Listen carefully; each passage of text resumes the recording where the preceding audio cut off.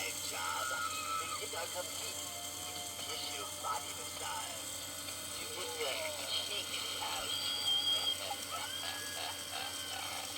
We found that the best way to beat the daily grind is with a little grind and unwind. And to help bring a broken smile to your face, we even have an uncertified dentist on staff. Do you find that shocking? Don't be shy. Welcome to Dr. Hello everyone, welcome back to my channel. In this video I'm just going to be showing you this newest iteration of custom Dr. stretch and pulls. This is the third one I have done. My first building that I did with an Arduino upgrade was Dr. Stretch and Pulls, and that's a personal building that I own. And then later on I had a viewer send me a building to customize. That one had a updated sign. The first one I did had still the light up neon sign.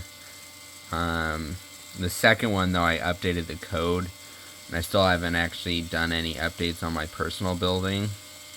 And those videos are available on my channel if you're interested in seeing the older iterations of this project. This one though is the first one to feature NeoPixel outside light.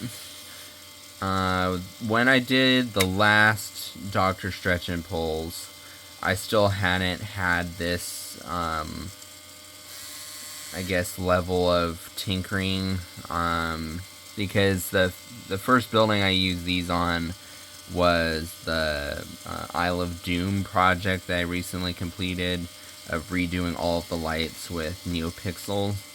And so I use these same flexible string lights, and you can just get them off of like Amazon and stuff.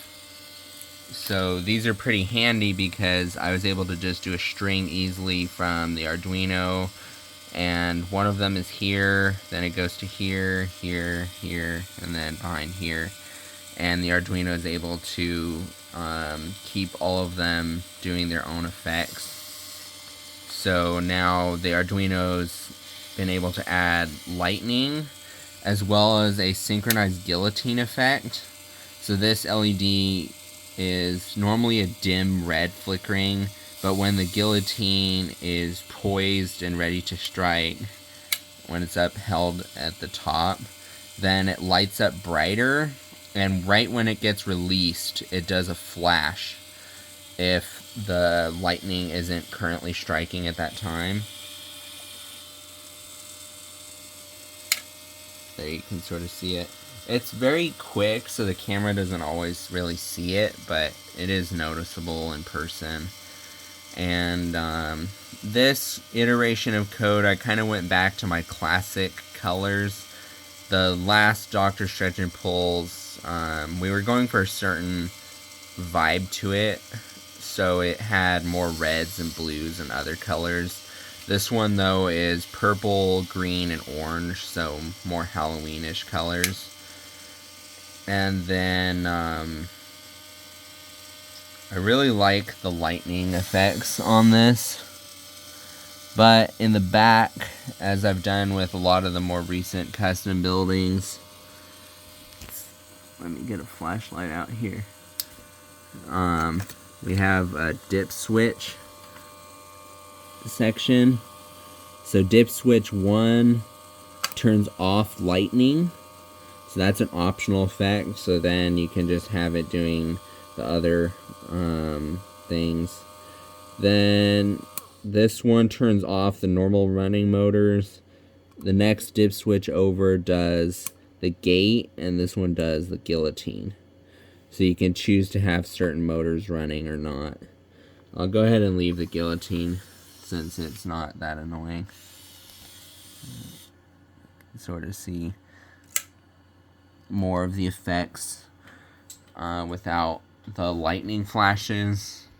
Although I'm always a stickler for lightning, since my very first Lemax building was the Withered Mansion, and I just always loved lightning effects. So I'm very happy that I've been able to perfect this code of doing lightning strikes.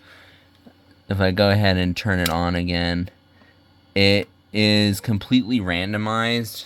For instance, so like these patterns here, the strobing outer, if you notice it blinking every once in a while, that's random, and then it cycles through 5 different patterns for the sign. But then the lightning strikes are completely randomized, so there's I think 5 to 12 seconds between each strike. Actually, I can't even remember because I've updated it so many times. But it's either like 5 to 12 or 5 to 20-ish. You can customize that, though, of like how often you want lightning strikes. But it has a pretty decent range between strikes. But then also when it does a lightning strike, it will last for random amounts of time as well. And again, that can all be customized in my code. And these could be different colors if desired. The only drawback with NeoPixels is they use more power than regular LEDs, and they can't really do ultraviolet. So if you're wanting a black light, true black light kind of look like way back in there, you need to still hardwire those in to really get the full black light effect, because these will always be more of a bluish purple that's bright, but it doesn't really actually do a black light look. With this building, since it has a very small amount of NeoPixels, it's still able to run off of a regular Arduino, regular Lemax power supply fine. So this is currently running off of a 4.5 volt adapter that would be standard for Lemax. And you can still turn off the piece with the wheel in the back. So all of that is working fine. So yeah, and stay tuned. This is, like I say, the third one I've worked on of Dr. Stretch and Pulls, but I'll have another one on the channel soon that another viewer sent in. So if anyone has buildings that they would like spruced up or revived, let me know. And I have contact info in my About area on YouTube.